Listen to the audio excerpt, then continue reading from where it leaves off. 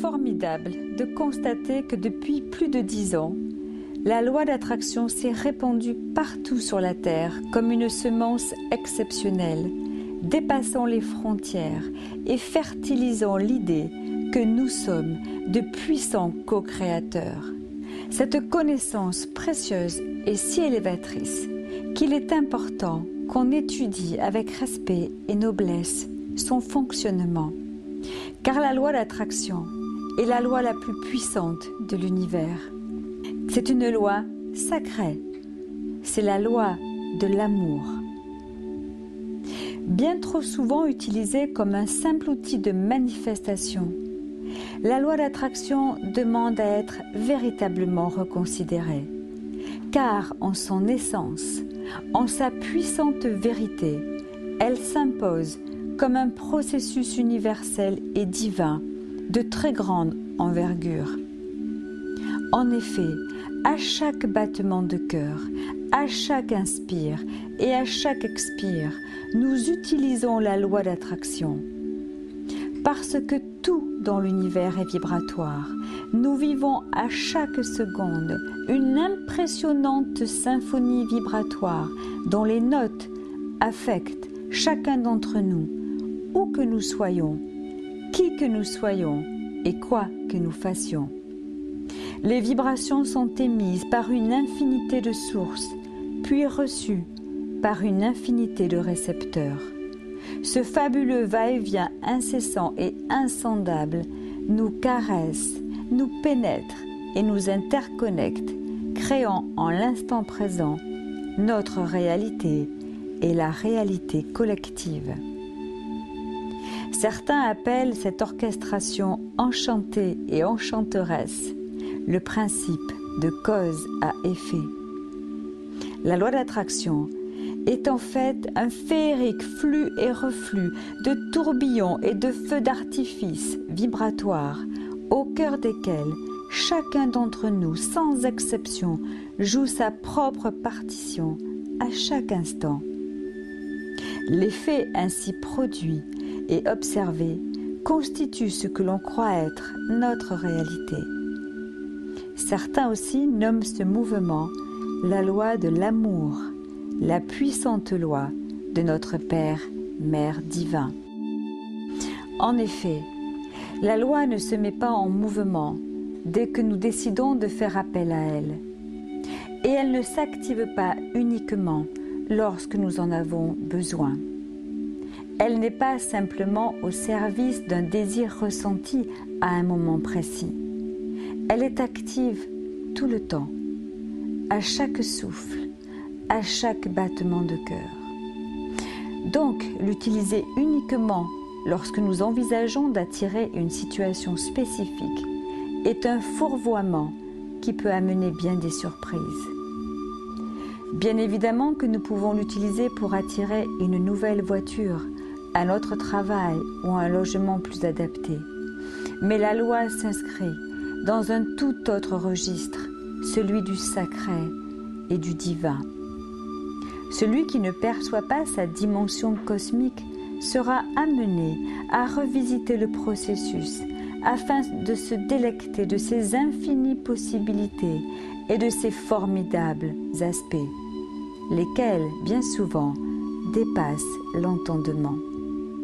Si nous la réduisons à un outil de manifestation, elle frappera à nouveau à la porte de notre cœur pour nous signifier qu'elle œuvre d'une toute autre façon et qu'elle est prête à nous révéler des facettes insoupçonnées. En effet, chaque pensée, chaque émotion, chaque intention, chaque action, chaque regard, chaque mouvement vibre à une certaine fréquence et instantanément cette fréquence devient un langage universel auquel une réponse est toujours faite par la substance universelle. C'est la loi sacrée, la force divine. Il ne suffit donc pas de visualiser ou de commander à un moment donné. Il est fondamental de maintenir en soi une très haute qualité vibratoire afin de recevoir une réponse en adéquation à cette qualité-là. L'univers utilisera toujours la fréquence choisie et émise pour nous apporter la réponse adaptée à la fréquence. C'est pour cette raison que nous devons faire preuve de grande vigilance. En cela se tient le libre arbitre. En cela se tient l'ascension. La loi d'attraction est donc le langage qui nous lie avec l'univers. Et si parfois nous ne comprenons pas l'univers, quand celui-ci nous répond, lui, il sait, sans l'ombre d'un doute, pourquoi il répond ainsi. Il nous sera demandé de prendre du temps pour étudier notre désir, afin de l'alimenter d'amour, de joie, de noblesse, de grandeur, pour que la loi en accueille les belles fréquences et ensuite nous offrir une réponse vibrante de lumière. C'est bien cela qui nous rend heureux. Le libre arbitre consiste donc à choisir la qualité de nos pensées, de nos émotions et de nos actes. Cela nous redéfinit. Il est important de se redéfinir. L'acte aussi en lui-même est un mouvement de création. Mais la qualité vibratoire avec laquelle nous posons cet acte permettra une manifestation correspondant à la valeur émise. Cela est vrai pour les pensées, les intentions, les rêves, les visions. Si par exemple vous désirez partir en voyage à l'île Maurice, l'univers entend instantanément et organise déjà sa réponse.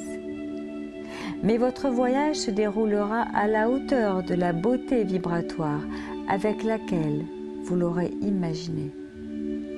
Si dans votre projection vous colorez ce voyage de douceur, d'amour, d'abondance, de joie, de révérence, de partage, vous vivrez sûrement un voyage d'exception, car vous aurez créé des passerelles de grande qualité, favorisant des rencontres et des synchronicités exceptionnelles.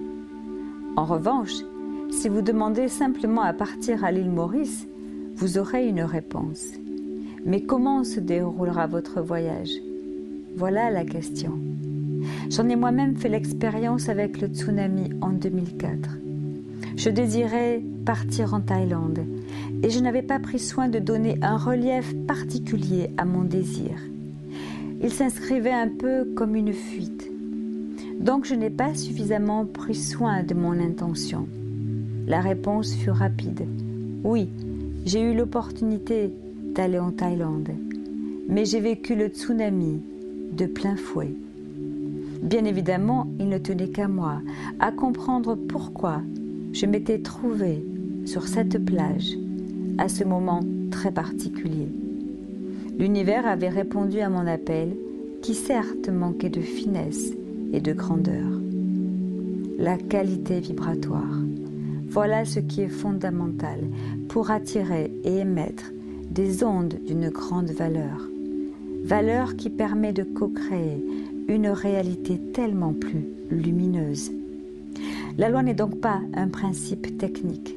C'est pour cette raison que nous devons être très attentifs à ce que nous exprimons, très attentifs à ce que nous ressentons, à ce que nous pensons, car la loi est toujours en action et donnera toujours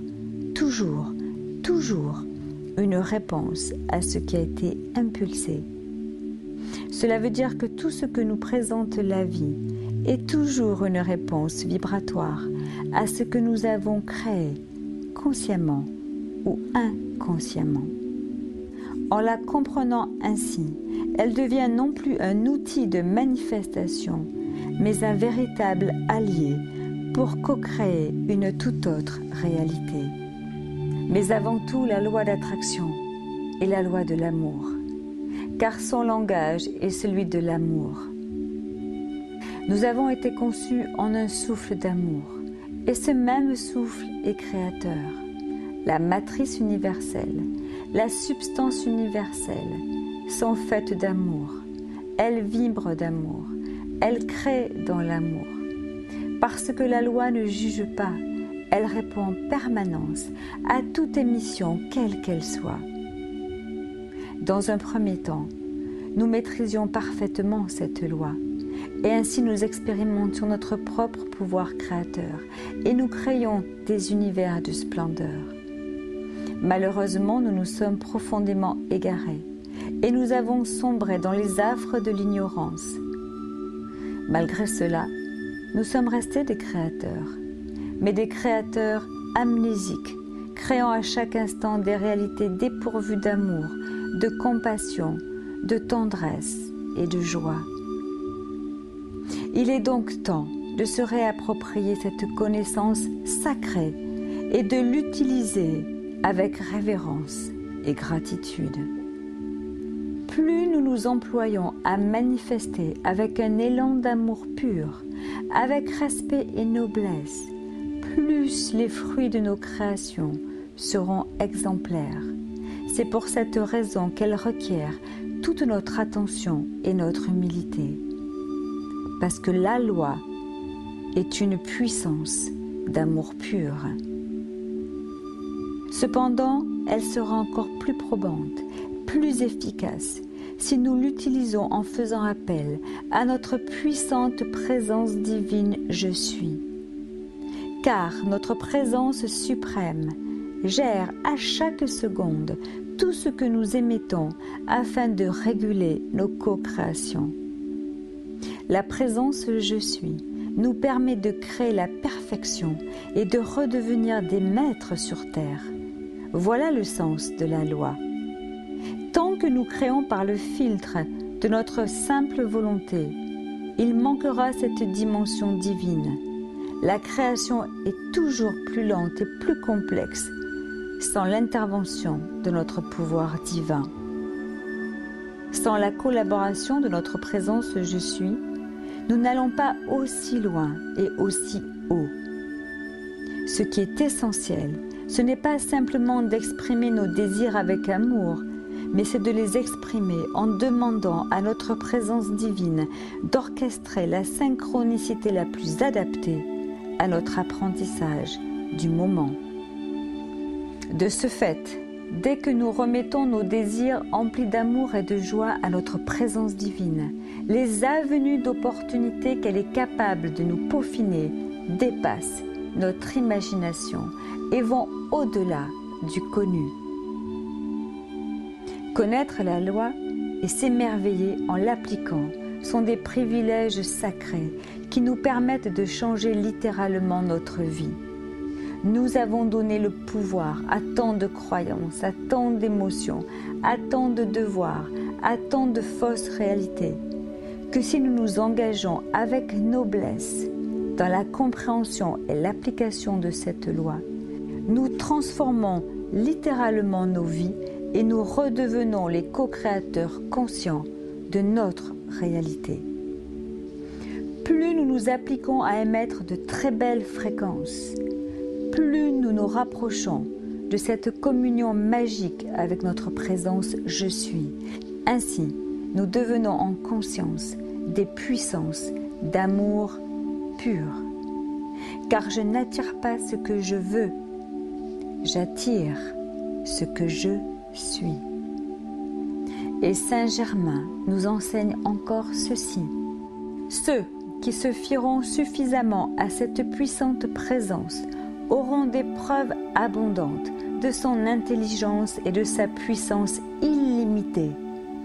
Beaucoup de maîtres ascensionnés vous tendent la main pour vous assister à condition que vous gardiez votre attention sur l'active présence du divin en vous et que vous résistiez fermement aux apparences extérieures qui s'efforcent de vous distraire de votre vérité.